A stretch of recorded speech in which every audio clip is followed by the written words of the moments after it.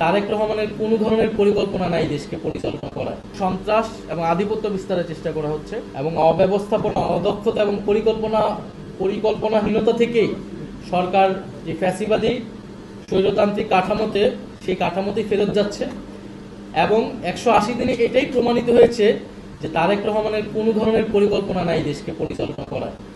শুধুমাত্র ক্ষমতায় বসেছেন এবং পুরনো পরিকল্পনা অনুযায়ী, ফ্যাসিস্টদের পরিকল্পনা এবং নীতি অনুযায়ী তিনি দেশকে পরিচালনা করছেন, দেশকে ধ্বংসের দিকে ধাবিত করছেন। এই সরকার এসে আইন প্রক্রিয়াগত ত্রুটির অজুহাত দেখিয়ে পুরো সংস্কার বাতিল করেছে এবং অর্থাৎ 1994 সালের যে ব্যবস্থাটি ছিল 117টি ঔষধ, সেটাতেই কিন্তু আমরা সীমিত রয়েছি।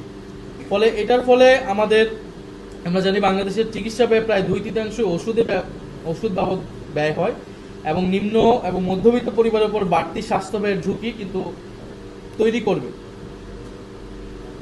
আমরা জানি হাম মহামারীতে যে ব্যবস্থাপনাগত ব্যর্থতা এই সরকারের ছিল, সেটার কারণে সরকার এটাকেও অন্তর্বর্তী সরকারের উপর দায় চাপিয়েছে। কিন্তু আমরা জানি এখন পর্যন্ত এই হাম মহামারী কিন্তু সংকট কাটেনি। প্রায় 900+ এখন পর্যন্ত আমাদের কাছে যে তথ্য এসেছে মৃত্যু হয়েছে এবং আক্রান্তের সংখ্যা প্রায় লাখ ছড়িয়েছে এবং বহু পরিবার সন্তানের চিকিৎসা ব্যয় বহন করতে গিয়ে ঋণগ্রস্ত হয়েছে। আমরা এর আগে প্রেস ব্রিফিং এবং বক্তব্যে বলেছিলাম যেটাকে একটা মহামারী ঘোষণা করে জরুরি অবস্থা জারি করা, যেটা হয়নি।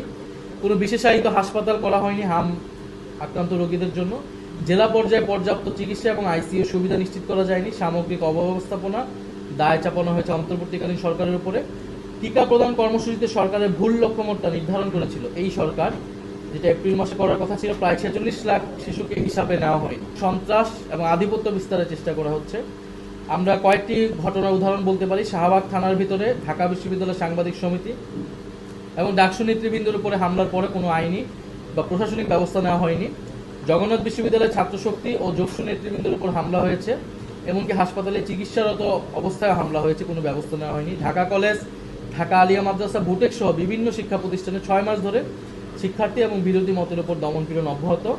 অন্তর্বর্তী সরকারের উদ্যোগে কয়েকটি ক্যাম্পাসে ছাত্র সংসদ নির্বাচন হলেও বর্তমানে প্রশাসন বাকি ক্যাম্পাসে নির্বাচন আটকে রেখেছে। বিশেষত আপনারা জানবেন যে শাহজালাল প্রযুক্তি বিশ্ববিদ্যালয়, যেখানে সবকিছু প্রস্তুত ছিল, কিন্তু ইলেকশন কমিশনে মব করে সেই সময় ছাত্রদল সেটা ইলেকশনটা বন্ধ করেছিল এবং এখন পর্যন্ত কোনো উদ্যোগ গ্রহণ করা হয়নি। আমরা জানি এইচএসসি এবং আলিম পরীক্ষা হয়েছে এবং সেই পরীক্ষা অব্যবস্থাপনা আমরা দেখেছি। কুমিল্লা, নোয়াখালী, বগুড়া সহ বিভিন্ন জেলায় শিক্ষার্থীদের কোমর বা হাঁটু সমান পাড়ি দিয়ে পরীক্ষা কেন্দ্রে যেতে হয়েছিল এবং শিক্ষা মন্ত্রণালয়ে আগাম কোনো প্রস্তুতি ছিল না।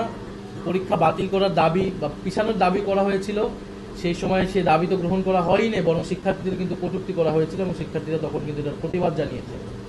শিক্ষক নিয়োগের ক্ষেত্রে আপনারা দেখবেন যে 5ই আগস্ট মন্ত্রণালয়ের সভায় বেসরকারি প্রতিষ্ঠানে শিক্ষক নিয়োগ এনটিআরসির পরিবর্তে ম্যানেজিং কমিটি বা গভর্নিং বডিকে ক্ষমতা দেওয়ার সুপারিশ দেওয়া হয়েছিল।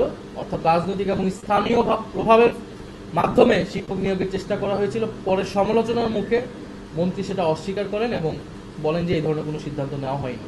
আমরা যদি দেখি যে গণতান্ত্রিক পরিবেশ বা পরিস্থিতির অবস্থা, প্রায় 830টি রাজনৈতিক সহিংসতার ঘটনা ঘটেছে 6 মাসে।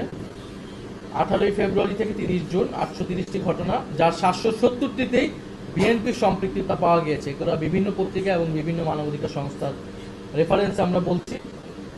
এবং প্রায় 6 মাসে বিএনপি নিজস্ব দলীয় কোন্দল, চাঁদাবাজির হিস্সা, দখলদারিত্ব, আধিপত্যকে কেন্দ্র করে অন্তত 273টি সংঘর্ষের ঘটনা ঘটেছে, যাতে 31 জন নেতাকর্মী নিহত হয়েছে।